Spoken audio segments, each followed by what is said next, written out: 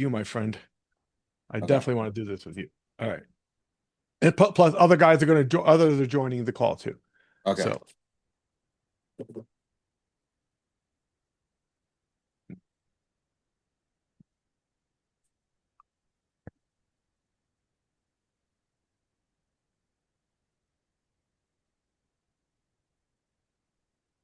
all right, welcome everybody to Crew Call Live. Crew Call Live is my weekly conversation with sports and entertainment professionals.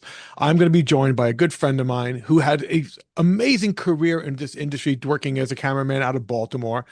And the interesting thing about these things that I found is that every time I have these discussions and I reach out to these guys and I ask them to come on this and say, hey, would you share some of your experiences in this business and talk to me about it? I learned more about these things that I didn't know. And I found it to be the most interesting thing about this thing. So let me introduce you to my buddy, Mike Serio. Mike, how are you, buddy? I'm great. Thanks for having me on, Hardy. I apologize for the dinky lighting in here. I'm hiding out from my grandson. He's here unexpectedly, and he likes to be wherever Pops is. So I had to find a room in the house where I could dial in and be safe from Henry. So Henry's running around. I can hear him out in the other room. So he doesn't know I'm here. Well, what does he know what how cool Grandpa really is? I mean, but what like the reason why I think Grandpa is cool, like that he doesn't know the reasons why you're really cool. He knows I'm cool. He saw it. He saw my Harley Davidson this summer. He thought that was the fastest, coolest thing in the world. Oh Just that, yeah, well, Grandpa rides a bike is pretty damn cool. That is pretty. You take him yes, for rides yeah. on that? No, his parents won't let me yet, but I think Santa Claus might be bringing him a little motorcycle the same color as mine. So I'm pretty sure Santa Claus has one hidden somewhere. Oh, So that's and oh he that he likes red. So oh that's awesome, man. So you're in a yeah. so you're in a real happy. Like I can see the smile in your face, man. You are just in a very happy stage in life, and I think Yeah. hopefully I think you're probably in a very happy stage in your career now. You're on the Yeah. you're with you moved up to this year. You had been filling in on the CBS A show show for a few years, and you've been with CBS for Yep. a long time doing a lot of other stuff, Masters Yeah. and other stuff, and football on other shows filling in. Yeah. But then you finally moved up as an official guy. This was your first full season, right, on the CBS A show. Yes. Yes. How's that been working out? It's definitely a whole lot more bodies, a whole lot more personalities.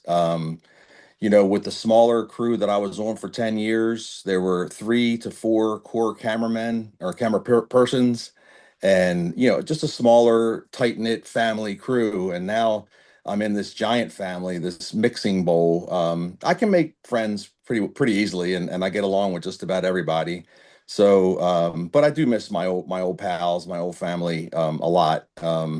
And it's even going into week 16 and I'm already still missing them. This is the holiday season, the holiday party, everybody's getting together.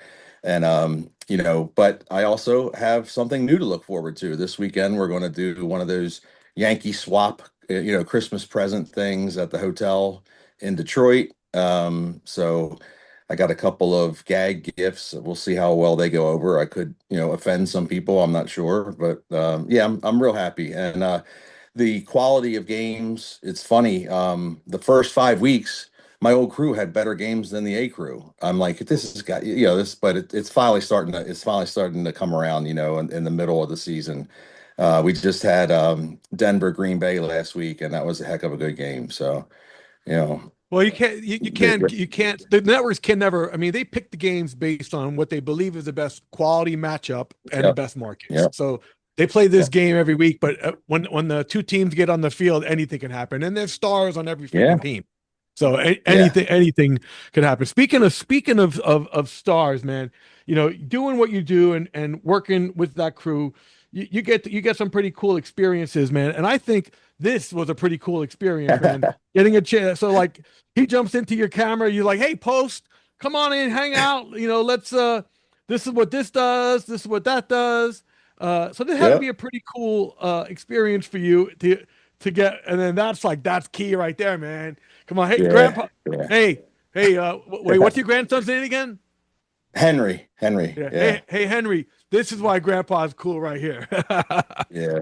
That was a blast. That was the day before Thanksgiving in Dallas, and we had rehearsed three times. I will say, watching Post Malone rehearse with a Bud Light in his hand the whole time, I was a little jealous, but he gets to do that, and I'm on the lower tier of that double-headed cart, so I'm right there where you can walk up.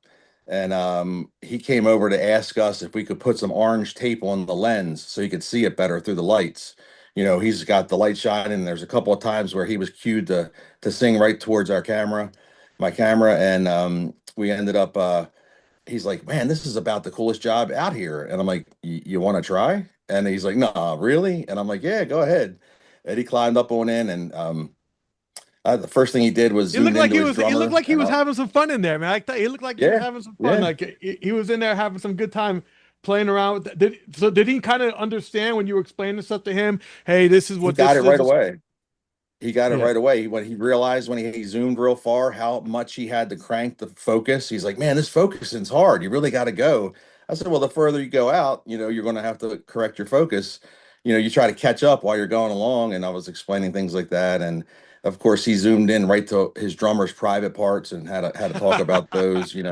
I thought that was hilarious, and he told us about losing a beer pong game to Travis Kelsey and Patrick Mahomes, and he ended up having to get a tattoo on his arm. He showed me of it's a Kansas City Chiefs logo, real small, with Travis Kelsey's signature. That was his for losing a beer pong game to those guys. That's what he had to. He said, "I'm stuck with this shit the rest of my life." So, yeah, he's a pretty nice guy. It was fun. So Well, so yeah, that's and so that's that was this that's that was this year with the CBS A show, and you're having a good yeah, time on that crew, and yeah, it's a good experience with Mike Arnold and everybody on. They're all great camera guys, great guys to work with. yeah, They're all yeah. you have a great tape room, phenomenal people, phenomenal group here. But I You're want to right. go back. I want to go back to some because certain things like you heard that like I'm teaching now. I taught a couple of years ago.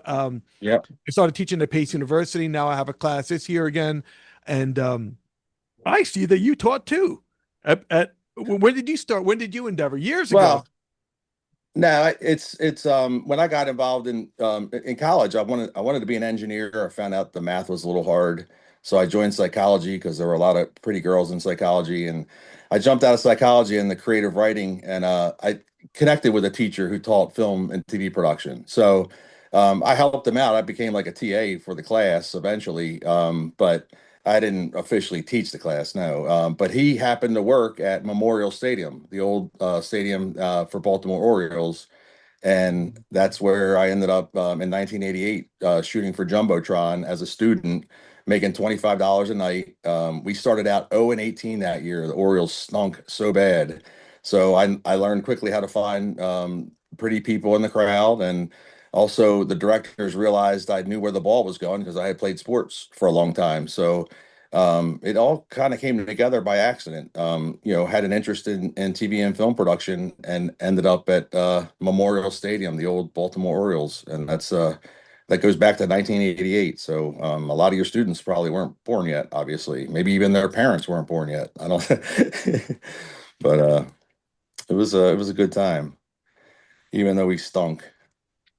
So what was your how did you so what was your first exposure to actually thinking that you wanted to you know do this? I mean, I always feel Yeah. like you have to be exposed to the either some people or the equipment. So what was that when did you get that spark to think that I wanted to do it? Did you study for this?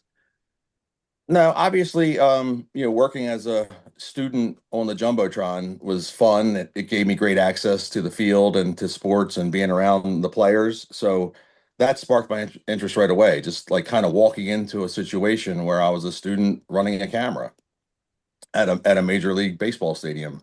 But then, I took a couple years in between. I didn't know what I really wanted to do. I got a job marketing. I was hustling. I was a bartender.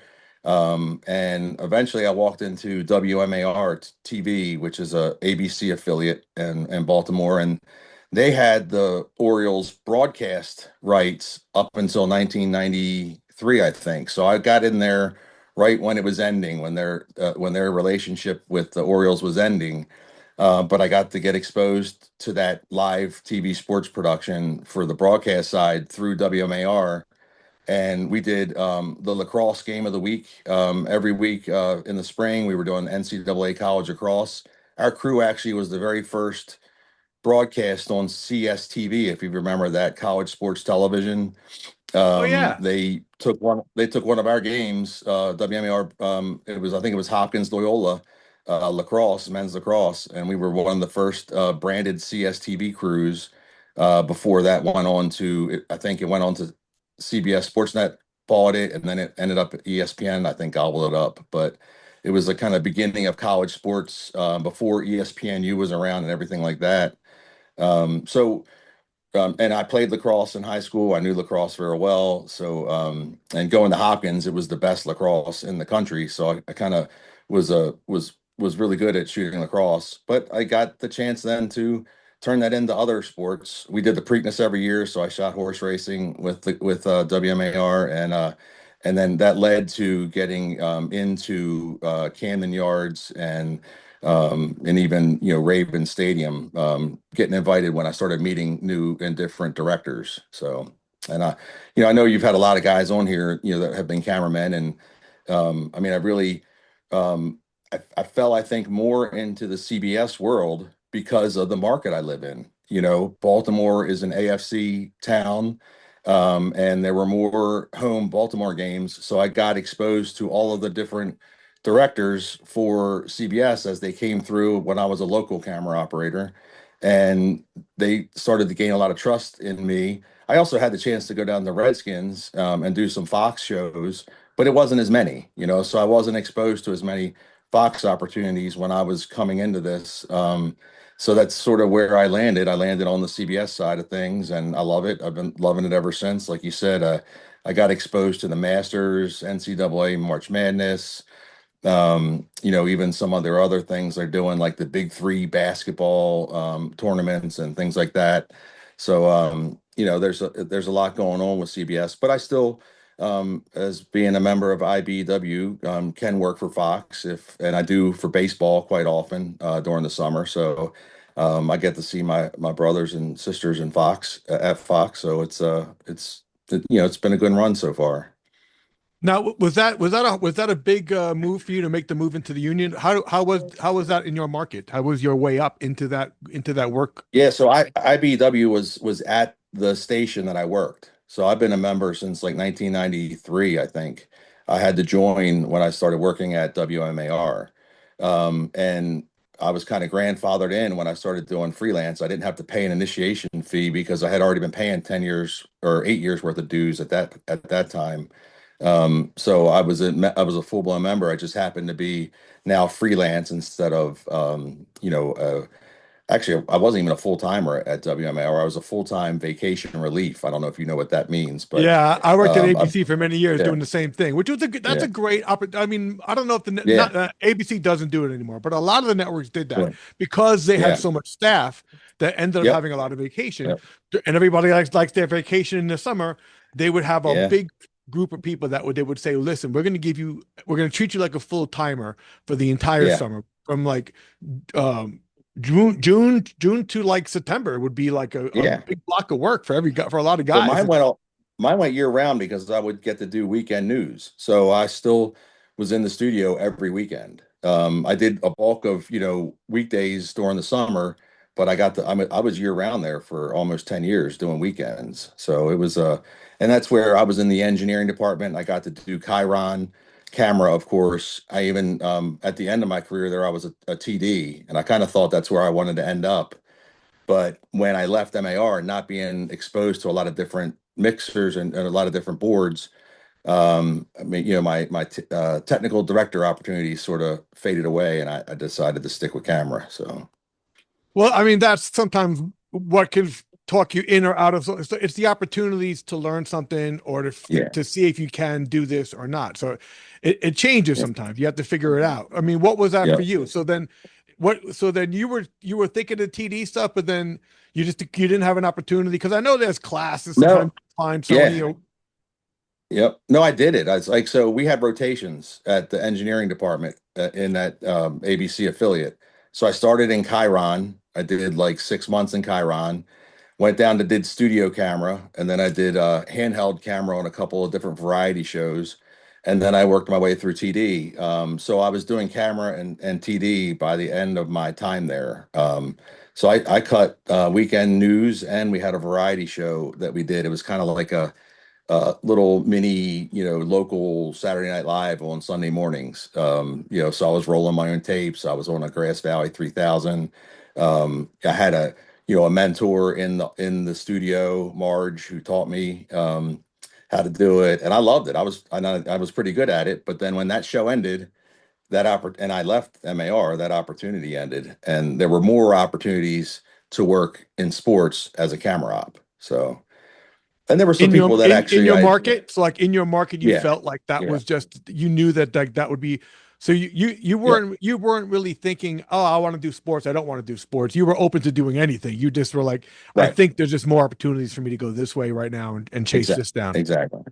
Yeah. So then, what was Yep. the first? What do you could do you consider any gig your first? I mean, you kind of worked your way. I mean, I was looking at your credentials here of some Yeah. of the stuff that you've done over the years, like the Jumbotron, ABC, all that stuff. But then you were like, um, you had the Navy football, SEC package, NFL package, and Yeah. March Madness, the Masters, PGA, 4 Super Bowls, three World Series, MLB All Star Games, Stanley Cups, three National Emmy Awards, and two local ones Yeah. too. What were the? Do you remember what were the Yeah. local ones for?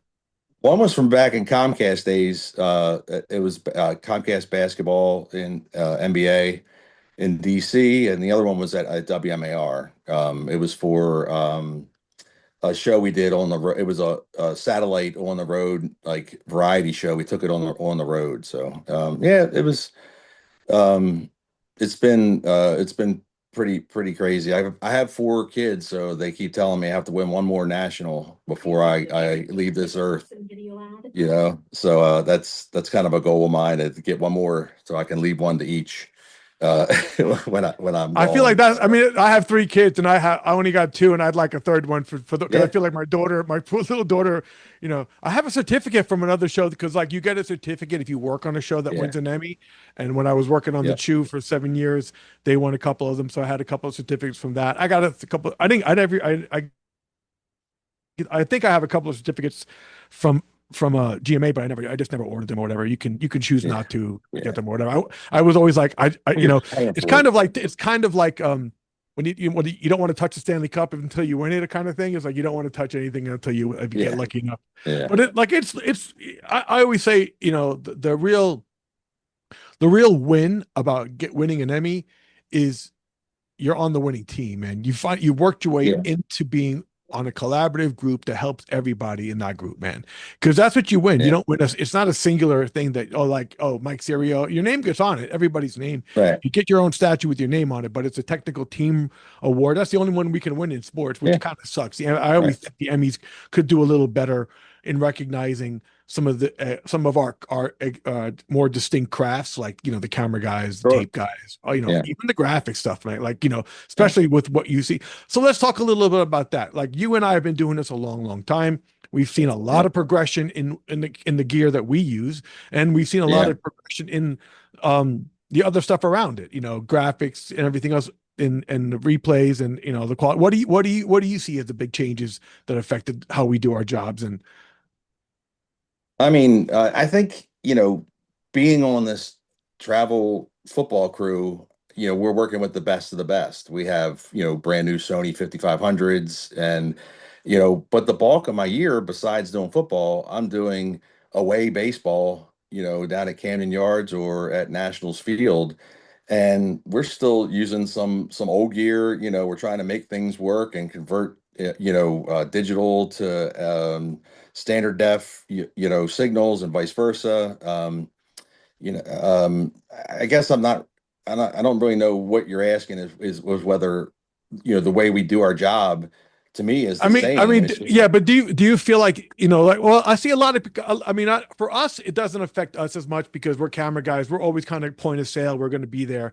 But like the yeah, tape room has changed, obviously, what the equipment they use, and like, some guys are not there anymore. Like you say, you do the local shows. yeah. Have you seen a difference in that local market as like you on like on Oh the yeah. national show, the big show that you're on for CBS? That's a full staff, full on crew the whole way along. But let's And talk everything a bit is real about. time. Everything's real time. So there's no delay in the signal. There's no lag, or But now that we're doing so many cloud shows for baseball, if you're looking your returns and to see what the graphic looks like on what you're shooting, you yourself are a couple seconds ahead of what's on television. So you can really throw yourself off by, it's that things are going up into the cloud and being produced and edited, and the tapes are rolling in a different city, and so there's always that lag that so I definitely feel like there's an art to that, and I do enjoy when it's all real time. And if you're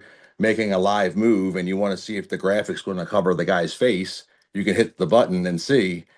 But if you're doing that on a cloud show, you're going to screw yourself up because you're already at his face by the time the graphic comes up, and you're not, Yeah. so yeah, That's the part of it. Like, I think some people think when they get into this business, by the time you get to like you're well into this business, you're at the top of your game. You're on a big show doing everything, and everybody thinks that's all we do. Like, all you're going to do is the big shows and big stuff. yeah, No, you're going to yeah, work however you're going to work. You're going to work locally. You're going to work on yeah, whatever Everybody carves out their little package of work and doing what they like to do, and some yeah. people want to do a lot of travel, and some people divvy it up. How much? So you kind of mix it up because for football season you got no choice. You commit to the Yep, package. You're traveling. Now you yep. don't do you do some of the golf, but not a lot of the golf for CBS. How do you Yeah, work that out? I've only done the two majors every year. That's why Amanda Balionis, who I work with sometimes, calls me Major Mike. She's like, "Where are you? Are you with us next week?" I'm like, "No, I only do the majors." It just happens Major to Mike. I be like that. That's a good nickname, Major Mike. it just happens to be that what I've been invited to do. And I have pressed a little bit for more, but it just the opportunities weren't there, and it also conflicts with the baseball. And the baseball, I like to be home during the summer and being around my grandson and everything. So it's a little easier to stay close to home during the summer with baseball. I'll travel with the NCAA March Madness for that little bit of time, that 4 weeks that are in there. Um, Oh, you, you and you'll get assigned a site. You'll pick a. yeah, You'll usually jump on a crew and be assigned a site. Will you stay with Mike Arnold? Because yeah. Mike Arnold jumps on some of that too, Nah, right? I've been bouncing around. Usually weeks 1 and 2, I'm assigned. It's kind of general, and then I end up with Andy Goldberg for the Elite Eight, the Sweet 16, and the Elite Eight. So so those two weekends. They're long weekends, a lot of games back to back to back. If you've done them before, on that first weekend, there's 4 games in a row. It's murder. It's tough, especially for the guys doing handheld. They're rotating out as best they can, but it is also a lot of fun. I love college basketball. I love the Yeah, competition. Yeah, I that was I had a chance to do it a few times too. I did Pittsburgh as a site, and yeah, I think I did Connecticut for another couple of games, and I'll mix in some of those games sometimes too if I get lucky enough and they call me CBS yeah, to do them, and they're always fun to do. Correct, because the thing about this job and what we do is like we're storytellers. That's what we do, yeah. Oh and yeah, sports is the perfect um subject for storytelling because there's drama in it. Especially in that setting of college sports. This is the kids. These are these kids Super Bowl. They don't get a chance to play these kind of games, and yep, they definitely never play for these type of audiences during that time. Like millions of people are watching these games, and that's huge for these kids. So like I get it, and like yeah, CBS, and you could talk about this too if you had a chance to work with not only with Mike Arnold, but Fishman, who did the finals for many years for yeah, CBS. He was masterful in yep. how to capture all those, like, I mean, I think the the The the family stories. We know where the families are sitting. Our production, the runners and the PAs are going out to identify the moms and dads. and they're Yeah, great they do all stories the to homework. tell. They do all the Yeah, homework to make yeah, sure that they have everything to be able to tell every yeah, story. And that's why when they play it out and they get to those replay sequences and the rollouts and they have yeah. all that emotion in bang bang. Wow, these people that it's amazing. It's amazing. It's amazing stuff what they do. It's always fun to be a part of it to do that kind of stuff. But I was interesting because as Major Mike, going back to golf, you get to do the Masters, but you got a special assignment. At you don't just you're not just covering gameplay. Right. You're not doing game at the Masters. What is Yeah. your assignment there? So somehow I fell into Butler Cabin. That's the area where there's interviews, and at the very end, they do a green jacket ceremony with Jim Nance and the head of the Augusta National Golf Club and the previous champion. And there's a lot of rehearsals for that. I showed up the first time I got invited was 2019, and that was the year that Tiger Woods won it for his last time as a unexpected champion. And you know who I was working with was Sarge. Sarge was he was coming to the end of his career. He was retiring. They were kind of giving the keys over to Sarge's partner, and they needed somebody to kind of be this guy's partner, to help build Butler Cabin, help run and smooth. And then I also go to the interview area and work with Amanda Balionis to interview players as they come off the course all week. So, but yeah, Butler Cabin, I'm wearing a sport coat most of the time. You're real quiet in there because Jim Nance and Trevor Immelman are calling golf from that area. They used to go up into the 18 tower, but the pollen and everything was so bad, and it bothered Jim's uh, um, hay fever or whatever, that they decided that we build an entire studio in Butler Cabin where he can look at all the camera feeds and call golf from any hole that he needs to. And that whole golf, And the and that's way they cut. relatively new. So that's set up for Jim Nance is new because I Yeah, remember that he used to call it from 18. So then what yeah, was that yeah, from it's was that new. a post pandemic kind of thing or even after that? It was even before they started doing it. Before he would do 18 at the end, like he would rush out for the end of the tournament and call from 18. But they're not even doing that anymore because the drama is still there when he's calling. He's seeing it all. Like he has, a wall of monitors that we build.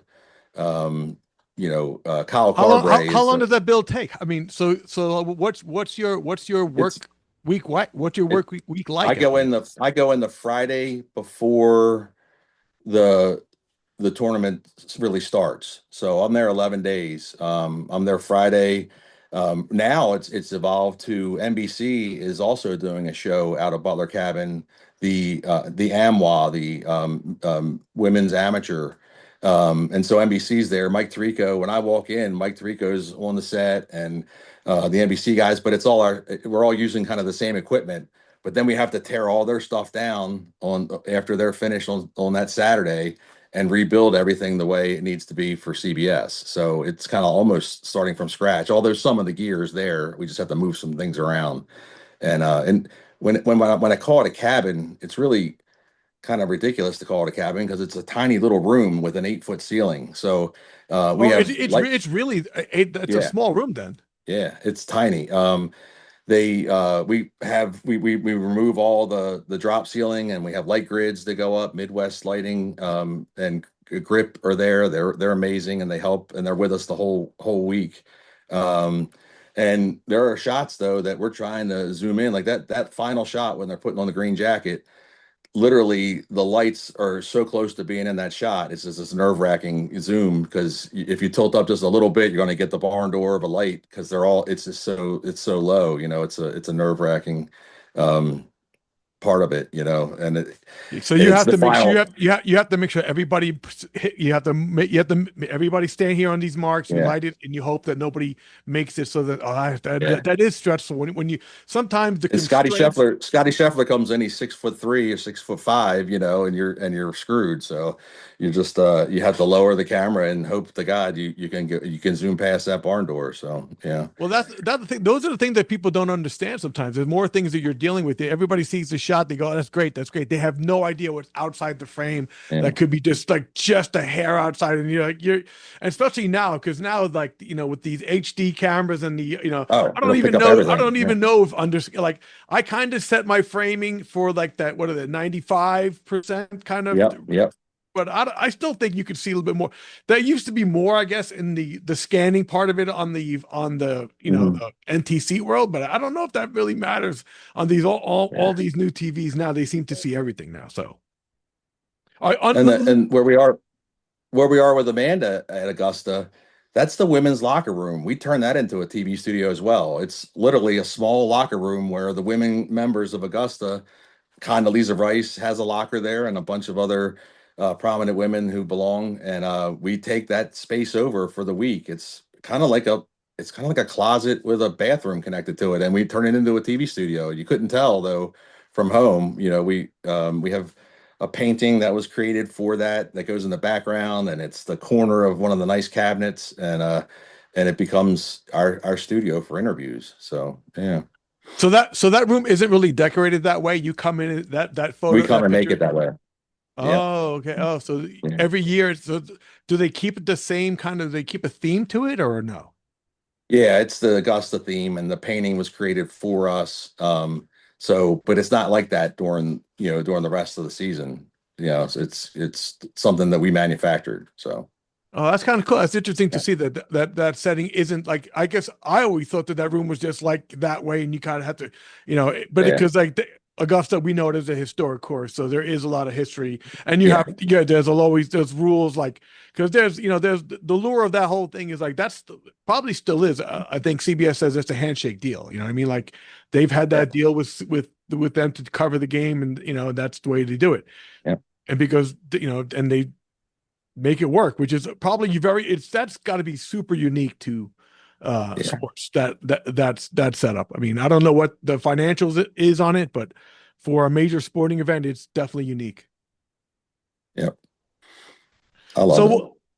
So that experience is great. So do you so you we talked football, we talked golf.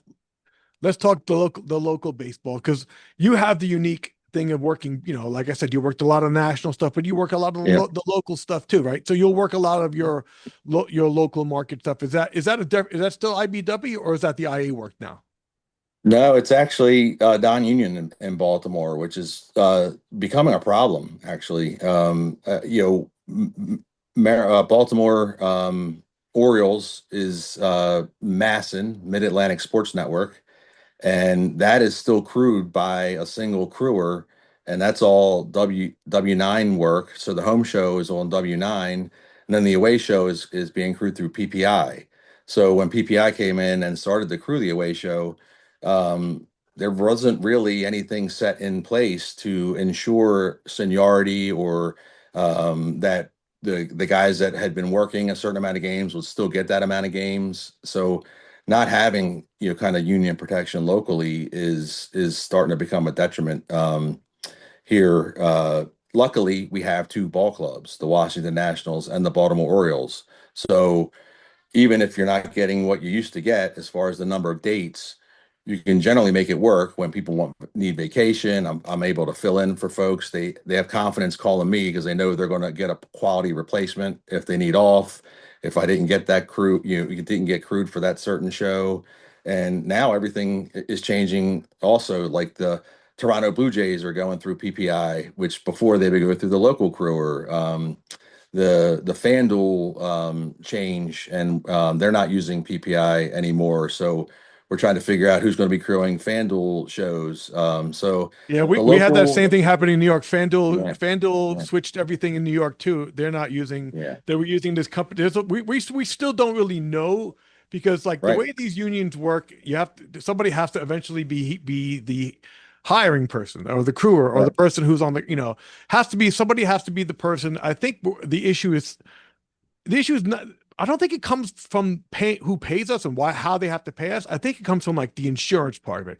Who's going to be liable for you if you get hurt on the job? right, Who's the right. person who's going to cover the workman's comp? Who's going to cover the disability stuff and the other stuff? Hmm.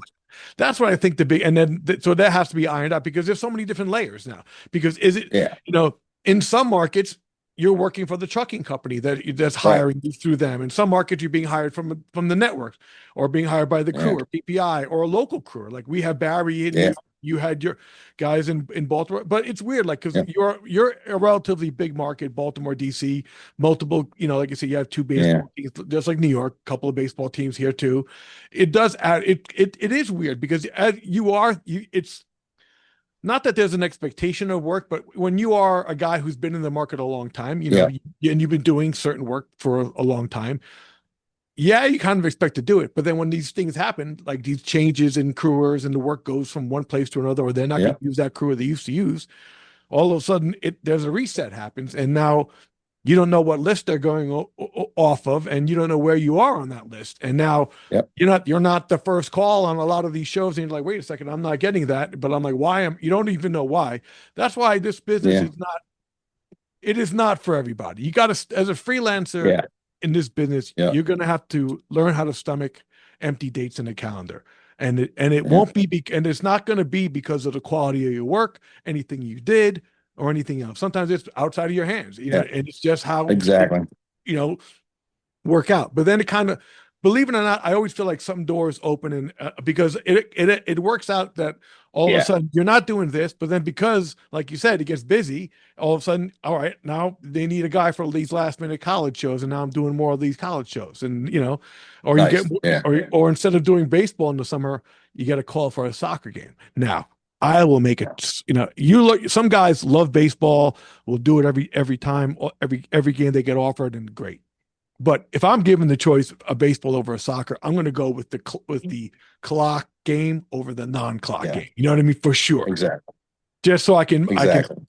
because the speed of the game in baseball, with all the things that they've made to change the rules and the pitch clock and everything else, have definitely improved the speed Yes. of the games. But it's not. We're not there yet. In bad baseball is still bad baseball. They still Yeah. find a way to stretch out a game sometimes at the worst time, where you're like, oh, come on, man, I agree. really? I But totally agree. But is there something? There is something because baseball is America's pastime. I will always say, like, I always enjoy showing up to work, but there is something to showing up to a ballpark in the morning, and it's on a day game or on a weekend, and they're sprinkling the field, and it's just that's a different atmosphere for. Oh, I don't know why. I just I, kind of I love it. I love, it was my first exposure to the camera work. I still love it. But you're right. Like not having a clock is difficult sometimes and it drags on. Um, but yeah, I still, and I wish I could actually do more playoff baseball, but I'm more committed to football at that time of year. I love watching playoff baseball, the sounds and the way Fox does it and the way Turner has been doing it. It's just been, they got a microphone on every bag. You could just hear it all. It's something different about playoff baseball that is so Well, special. I had two guys from the World Series crew on already. I had Paul Harbath, the TD, and Dave Chesney, one of the camera Oh, great. guys. And Yeah. and they were, yeah, they, I mean, Fox does an amazing job with Yes. baseball. They always have. They've always tried to innovate, even from back in the day. I remember catcher cam. I still don't know why catcher cam. Yeah. Like, I like that. Kind of get the catcher They cam. still have ump cam. They still have ump Yeah, the cam. ump cam, Yeah. ump cam. Yeah. But so there was something good about the catcher cam when they would be like that valve tip, and they would, and I think Webby used to do it when he Yeah. uh and he'd throw the mask, and he would take that replay of the mask and toss it in the air, and then it's staring up at the sky and whatever.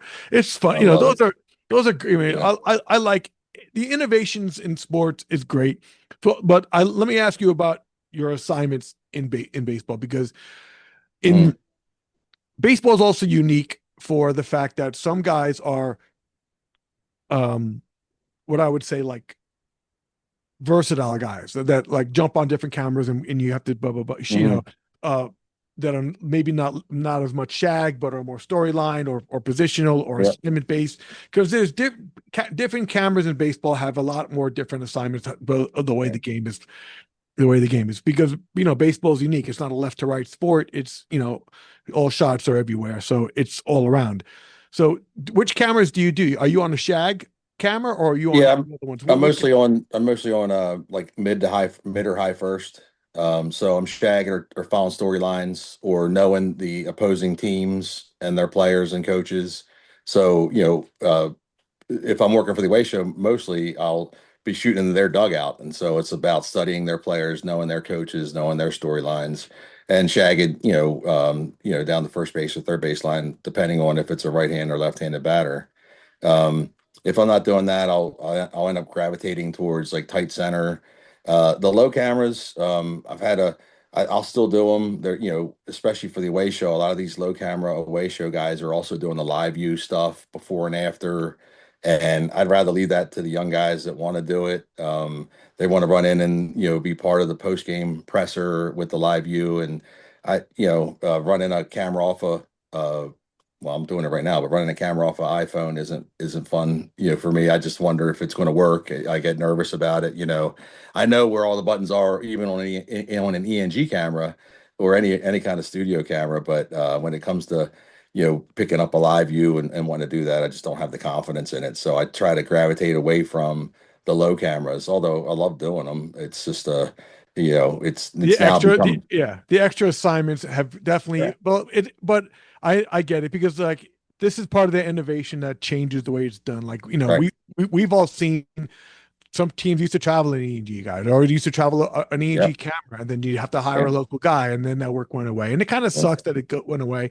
But you're right. Do they make it work? Yes and no. Some do, some do. Some Yeah. teams cut corners in weird ways, and some Yeah. like I forgot. I think Seattle or whatever does everything through like the phone with a weird app and everything else. And there's some markets that it's weird. It's definitely weird how it's done. But I mean, we're not done. I don't. I was this week in New York. Was that the SVG summit? So I kind of popped in there Okay. on Tuesday to go check it out to see what was going on, and all the big players were there. Canon, Sony, Yeah. Fujinon, EVS, Telemetrics, everybody, Ross, they're all in there talking because the SVG summit is basically more about sports and sports production and how they're doing it and how they're changing it. Yeah. We're seeing a lot more, especially on the bigger games now. These drones, um, more Yep. of those the Ronin cameras, or they have Yeah. The whatever Megalodons. Megalodon, yeah, whatever Yeah. they want. The shallow depth of field. I mean, that's the big change, right? The shallow. Is your camera on football? Are you a Mo or you not? Or not a Mo? Yeah. I'm the super mo on the cart. So I'm more, following the ball through the air, that kind of stuff. Not Do you the know how many? Are you a traditional. 6 time? Do you know how many times Mo are you? I'm six. Yeah. Yeah. That seems to be the standard now Six for nine. football. They, Yeah. where Yeah. they, I think it has something to do with the right frame rate and the right amount Hmm. of not chewing. Because when you have to record the more times you go, the more channels of an EVS you take up, Right. and so there is hardware and configurations to manage.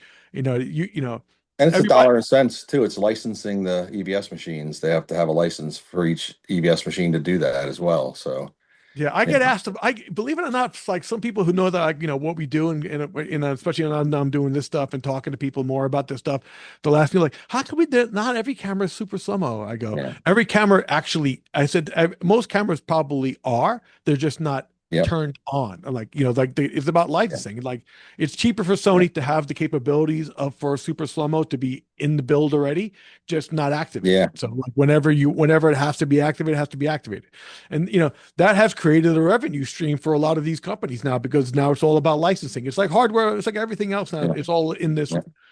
world, and that's how it changes. And it's going to be. I think the other crazy thing that's changing this business is gambling. Like obviously, we Oh yeah. I would have never believed the things that we're seeing with gambling Me now. That either. Me you either. know, there's It's, like they're practically almost betting parlors in the stadiums at some point. Like yeah. there will be. I mean, What's there that will be saying? sooner or later. The dog is wagging the tail almost. The dog is wagging the tail. I think that's the saying. It's like what you wouldn't expect. We're supposed to avoid gambling. But we've sort of uncovered the fact that actually gambling's probably going to keep live sports going. You know, Well, yeah, I think the reason why that is because like unfortunately, even though there's great content being produced in entertainment world and on networks and in other platforms or whatever else, but it's not now. It's not about appointment television anymore. Nobody cares what's on must see TV Thursdays Yeah, anymore. Like, anybody can watch anything they want whenever they want to on their phone or whatever they want to do it on. The only appointment stuff anymore is a sporting event because it's going to right, happen. It right. has to happen at live at a certain time. So that's really why I think it's becoming very, very Yeah, popular because it's the only thing that's on that, people have to get, and it leads up to, and yeah, that's how it's done, which is good for us. I think. I just hope that it maintains its luster and yeah. it maintains its shine and allows us to shine along with it. You know what I mean? I always feel like Yes. growth is only good when everybody grows with it. And you know what I mean? Yeah. So I'd If love only a to see. certain amount of people are getting ahead. If only a certain amount of people get in the head, it's not good growth. Yeah. I know You know. I'm into trying to turn people on into getting into this business, and I don't want there to be less jobs for these guys. And at the end, who are like, Right. hey, you told me this is a good career path. You told me this will be fun to do. This will be a challenging and fun. And I think it will. If I think it is that for a lot of people, it is challenging. Hmm. It is fun, but it ain't easy. And you got to have No. thick skin and you got to develop. I mean, is there advice you would tell somebody who was thinking about getting into this business and taking a path like you took into doing sports? Well, I mean, you've probably talked about this a lot with other folks. I mean, there's that production path or the technical path, and you have to kind of feel like, where do you want to be? Do you want to know how to wrap a cable, or do you want to be in the truck, kind of driving which way the stories are going to go? I have a nephew that I got a job as a runner for Fox years ago. Brilliant, great kid, Drew, my nephew Drew, and he is a huge sports fan and knows stats. He's a stats guy, and being a runner, you have some downtime, so he's in the graphics side of the truck, and he's in a truck one day and he's realizing this graphic's going up about Joe Flacco, and he's like, that's not correct. That's a wrong stat, and he kind of saved it from going on the air. So every time Fox came back, they were asking him to be there because he added value to the show. He's a runner. He was going to go pick stuff up from the store. He was going to run the talent back and forth from the hotel, and here he is stopping a graphic from going live because he knows about football and he knew what the stat on Joe Flacco should have been. And he would have landed well in the production side of things. He ended up going to work for Under Armour and having kids, and he's doing well. But they still ask about him, years later. You available to come down to DC? And it's great to see. But every one of my kids can under and over a cable because I'm on the technical side. Like, my wife knows how to wrap the hose because that's how we wrap cable. My grandson, who's knocking at the door over here, try to get in. He'll learn soon. That's the side I ended up on. When I walked into WMAR, I ended up in engineering. I wasn't on the production side, but I've got so many friends from the production side, and I understand now how they put the story together, that I can help tell the story. And I can also, in between my assignments, find new stories for them to follow. That's the value of being there on site. That's the value of not having all just robotic cameras. I can look over my lens and see something going on the sidelines and say, hey, check this out. This guy might be hurt or something. And that's the kind of value I like to bring, to a show. So, um, Did did you have any mentors? Were there people when you were coming up, when you were in that local market station and working your way yeah, up? Were there people that like because like that's part of it too. Like if we're all yeah, remote, we're not there, then yep. nobody's sharing knowledge. That's the It was part great. that I think that's important too. My first engineering job at MAR was kind of tough because it was some old crotchety kind of lighting guys that were old union guys. It made it, I would go on weekends to do lighting, and I had to do all the work, and they would make me redo it. Just, it was sort of hazing type thing, but I lived through it, and I survived it. But when I got out into the freelance world, I mean, I was running in the guys I went to grade school with. I didn't know we were in the same career path. 20 years later, we're standing next to each other running camera. Joe Hartnett, him and I grew up together in the same neighborhood, and we didn't see each other for a long time. And all of a sudden, we're working side by side. Jed, who I'm talking about. Yeah, yeah. I didn't know that you guys At, go like you went to great grammar school together and stuff like that. yeah, we were in Like the you got same you got neighborhood. class pictures together. Yeah, and he used to walk my wife home in like fifth grade or fourth grade, down that, down before, of course, we were married, obviously. We Oh, were you from the can't do same that now. neighborhood.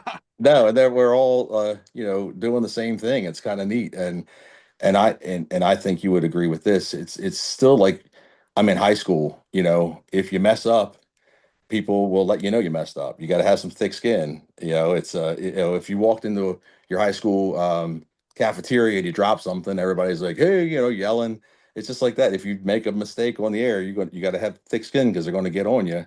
But also, you got to show up and you know be the best you can be, or you're not going to get called back. But Yeah, yeah, I don't it's think anybody expects anybody to show up and not make mistakes. Like it's going to yeah. happen. People are Oh going to yeah. make mistakes, but you can easily tell the people who learn from those mistakes and from those who Yeah. don't.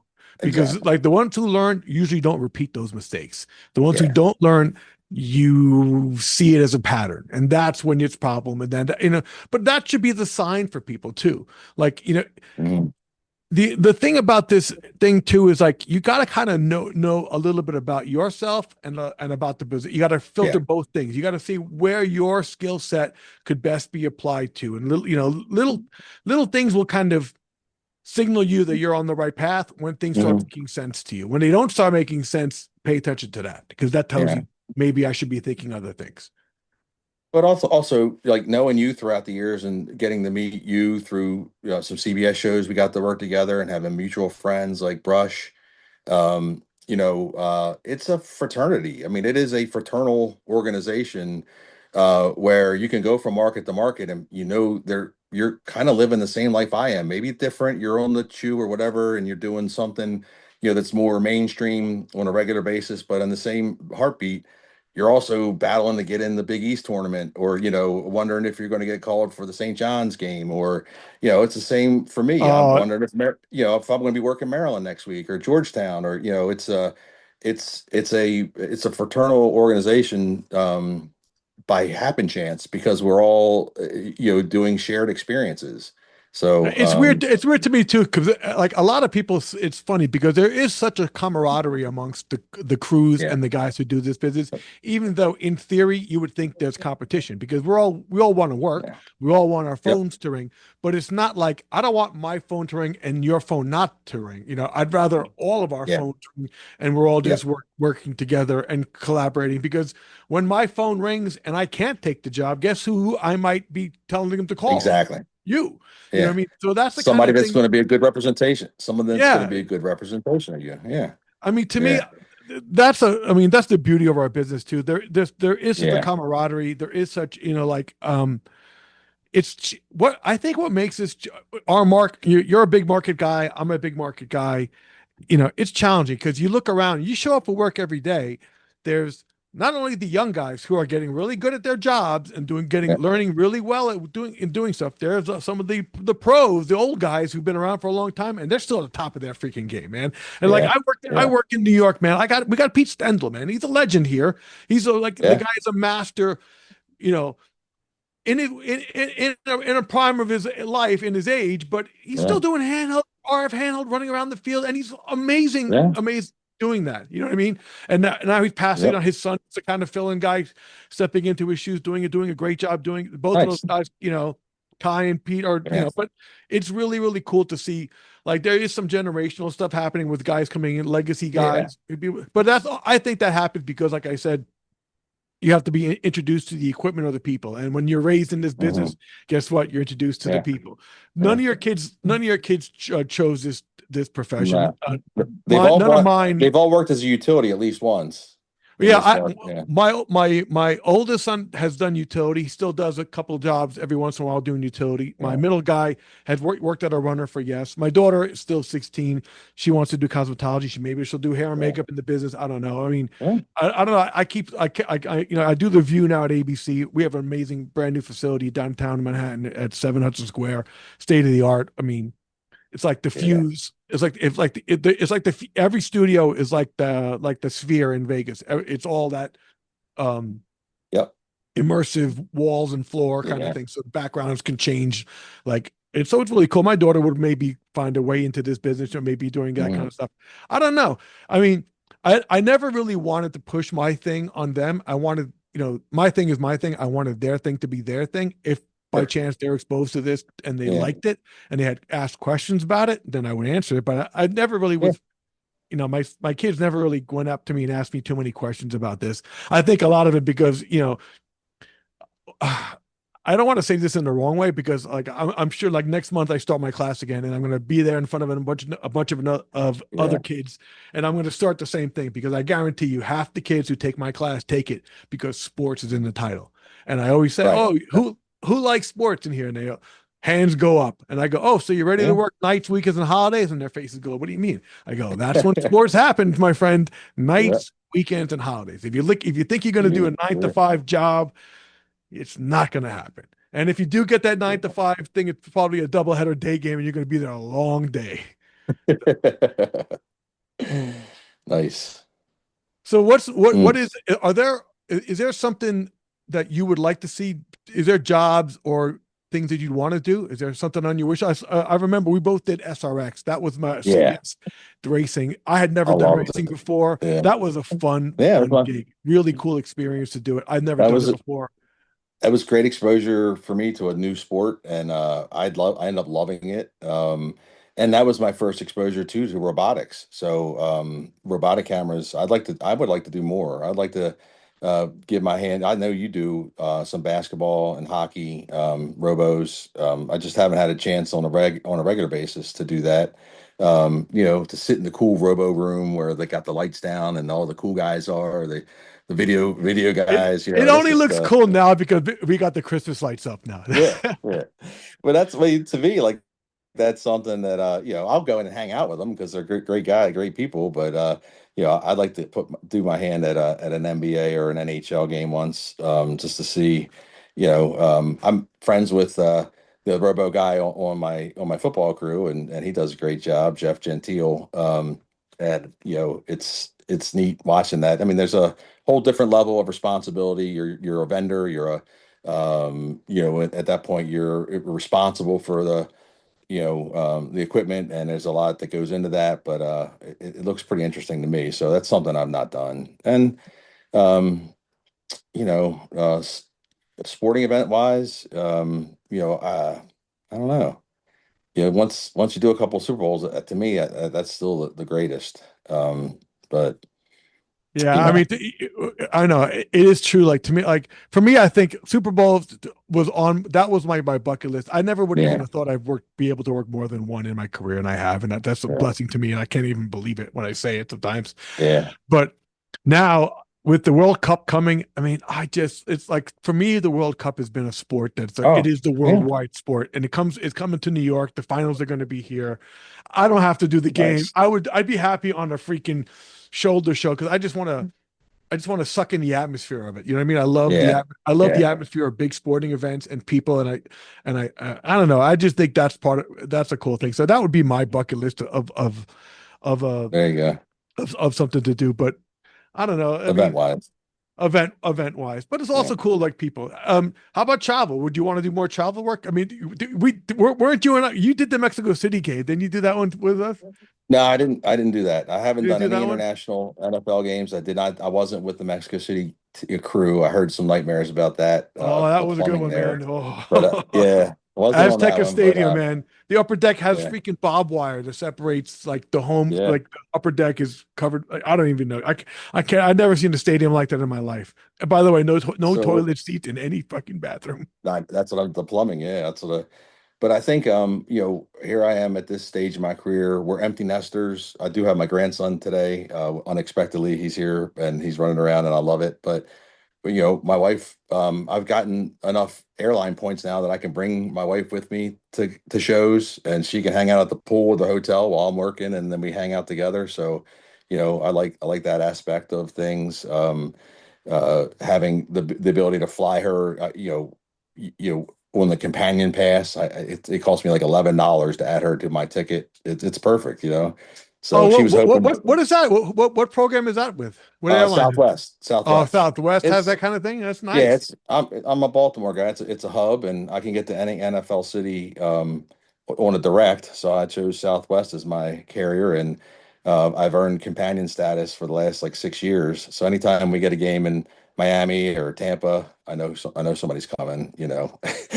get a Well, that's kind tan, of sit cool. I on the mean, roof. Yeah. that's the game we always play. I mean, like, what do they call it? I guess it's called fringe benefits. The fringe benefit of doing the Yeah. crazy work in sports is that you will, you're probably a million miler. I mean, I don't think I ever got I'm Yeah. close maybe, but I don't think I'm there.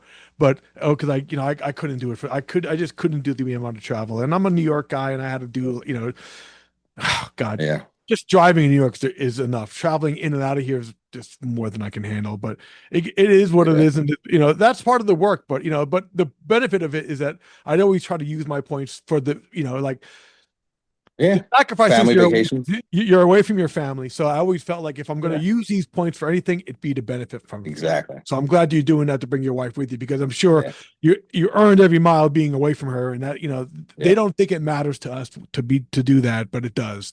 Every Yeah. guy I know who's in this business has a great woman behind them that like is Oh yeah. understanding and realizes it because nobody we get into this as a career to do it because it's what we do. It's what we how we make our living. Yeah. It's how we put food on the table, keep the roof over our heads, and educate these kids and make it better for the next generation. Yep. Is it perfect? Is it a perfect world? No, but it's it's kind of perfect for us. It's Yeah. enough to challenge us. It's enough to do it, and it's good and bad with it. Will every weekend of travel be perfect where you can fly in and out or will you get a delay? Yeah, it Yeah. happens. It'll happen. It'll suck, Yeah. and it'll make you want to never go back onto an airport again. And there's plenty of times you've had like, oh, it's even worse now because I can't afford I'm not a regular I'm not on the crew anymore. So if I do travel and I get delayed, I Yeah. have no status. I'm not into an airport lounge, Yeah. so I'm in like the regular chair, like but it Yeah. is. But And I've also how do learned this is the business we never chose. schedule a medical. Yeah, never schedule a medical procedure on a weekend you're traveling. I learned that from a friend, where you have to like take Oh. a prep medicine or Yeah, anything. yeah. The A last friend of actually mine, that decided was to do that. how that was 5 years ago, by the way, because my wife just reminded me that I'm due for my colonoscopy again. I One have of to the do. funniest things I've ever witnessed. Well, I had never done one. I was 50 Yeah, years old. I was due for yeah, it, and they said, take this prep, and I went to. I had to schedule it on a day when I can, and I'm like, well, I'm flying in on Monday. I had the whole day off in the morning. I was like, all yeah, right, and they're like, oh, just do this Sunday night. I'm like, okay. I didn't know it was that. I didn't know it was gonna be that yeah. bad. I It had no was idea. But when you were drinking that liquid, I thought, man, he has no idea what's coming. I what really pissed me off about that whole that whole trip. Not that the fact that I almost made a mess of my in The but it was the plane. fact that they after the whole thing and I had to fly and get go through the whole experience, worried about myself. That I get to my doctor and he's like, oh, I could have given you a pill.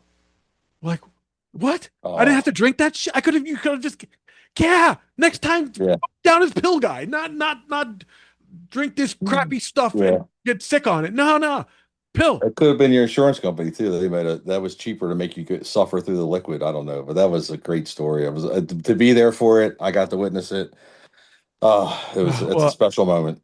I want to thank you so much, man, for Yeah, just sharing your stories, sharing some of your career highlights, how you got into this business, think what you're doing and how you're doing it. I like watching your work. I mean, I'm now doing more studio stuff. I'm doing a couple of games here and there, but most of the season now, I've been able to come home and watch a lot of football for the first okay, time in a long time in yeah, my life, and I've enjoyed it. I've enjoyed nice, the fan experience again from that part of it as a viewer of it, and as a camera guy, we're always critical of everything we watch, and I love right, watching your guys' shows because it's great work and it motivates me to like it should motivate everybody else. yeah, If you're wanting to get into this business and you're listening to this and watching this thing and you're learning from a guy like Mike and me and we're talking about this stuff, be challenged by that stuff. Watch the games differently, see how they do it, see what they're doing, watch the framing, see how sometimes it's tight, sometimes it's not. Pay attention to sometimes what you hear and then how quickly you hear something that follows it. When you hear somebody say something, and then how quickly a shot matches. Like, is that happening? How fast is that happening? He mentioned something and they have it. And those kind of things will give you an enlightening, like to show yeah. you how things are done. And I don't stop watching. I watch the other networks. I love watching the Fox program, the Fox NFL. The A crew does a great job with their super mows and the emotion, the face shots that come on right away when a guy, is upset about a bad play. And I'm always trying to push that kind of stuff into my work with stuff that I like and I see. So I never stop watching and learning. So Well, I'm glad you don't stop watching, and I'm going to keep watching your work, man. Mike, thanks for taking time out to do this. I got a couple of guys on here. Adam and Tom are on to see if they want to ask any questions. I'll open the floor. We'll see. See if I'll mute them. Yeah, yep. Go ahead, Adam. Uh, Oh, you're breaking up. just You're wanted there. to. Go ahead. I got you now. Do you hear me? Yeah, I hear you. You hear me? Thanks for. Hey, Mike. I just want to say thanks for sharing for all the experiences that you shared. From the engineering side of things to the camera side of side of the world. This it's someone that I can relate to because that's something that seeing on both ends.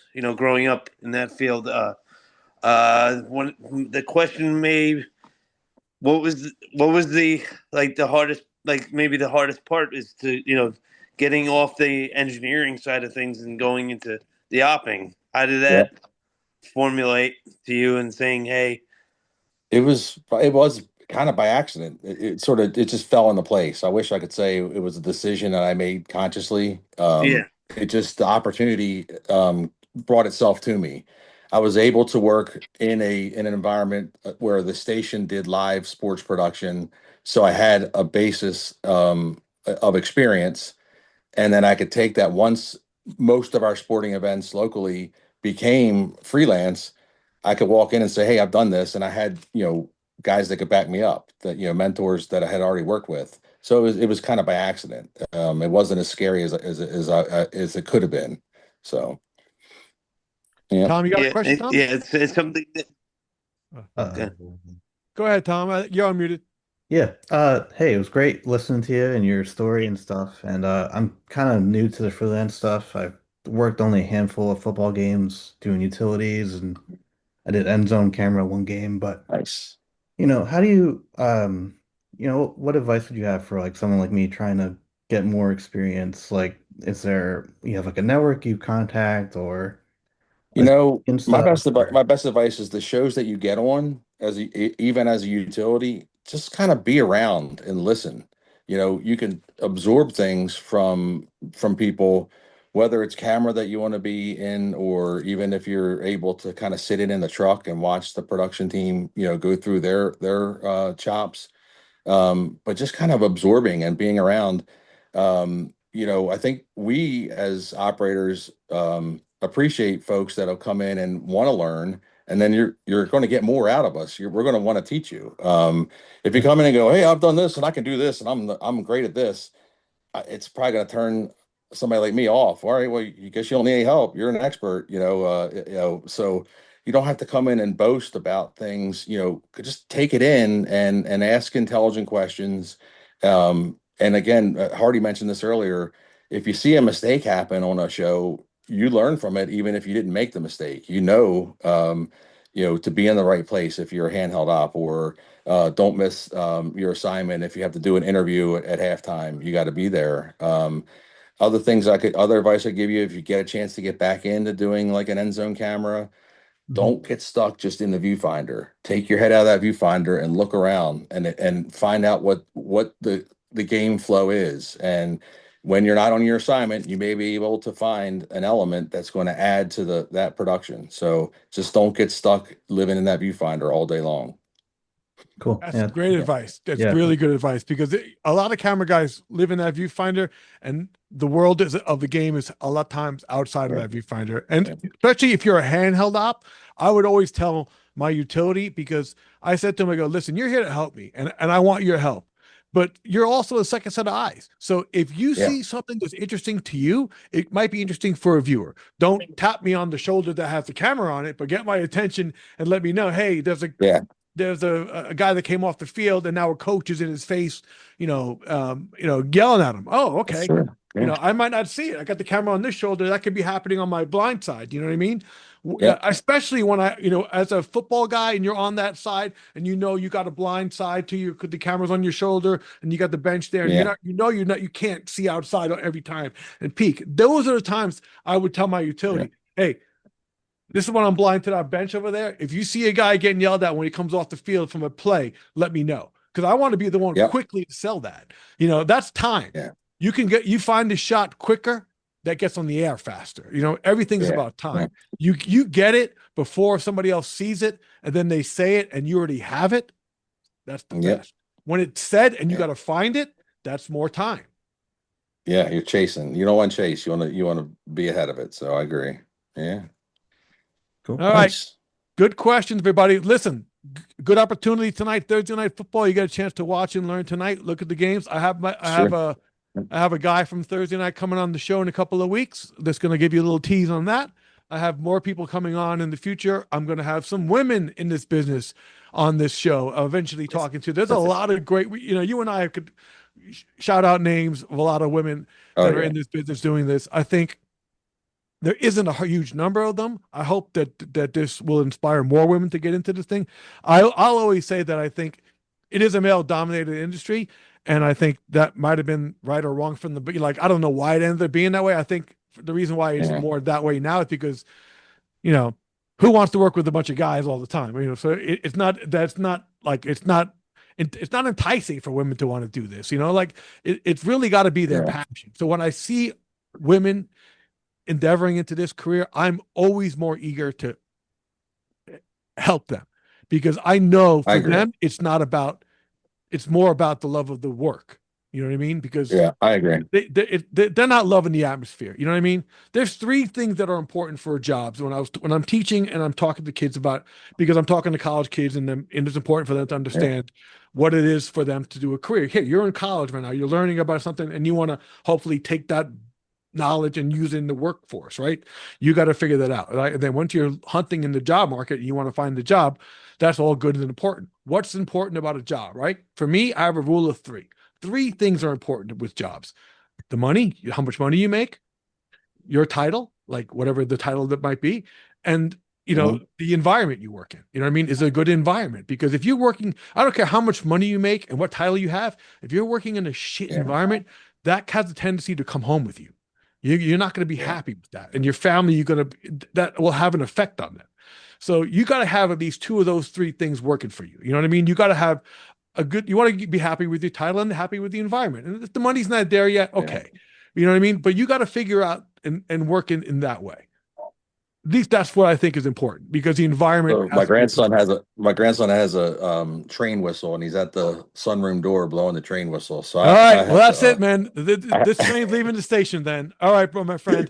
Thank you for taking the time out tonight. I hope you enjoyed Crew Call Live this week. I will be not doing it for the next 2 weeks because it'll be Christmas and it'll be New Year. So I will be taking 2 weeks off, 2 years off, 2 weeks off from doing this, and I'm going to be coming back. January 8th, I believe, is the next one. Will be Crew Call Live on January 8th, 5 o'clock. Crew Call Live on the Behind the Broadcast YouTube channel. If I can get that goddamn thing to work, because I can't figure it out yet. But I'm trying, and I'm hoping that. Yeah, I'm figuring it out, man. I'm figuring it out. But there's no budget to this. Look, I'm in my freaking garage. What budget is this, man? I love it. Yeah, I love it too, man. And I love you for doing this, man. I appreciate you. And appreciate you. Thanks a lot, man. Appreciate it. Take care. See you guys. Crew Call Live Thursdays on Behind the Broadcast YouTube. Take care.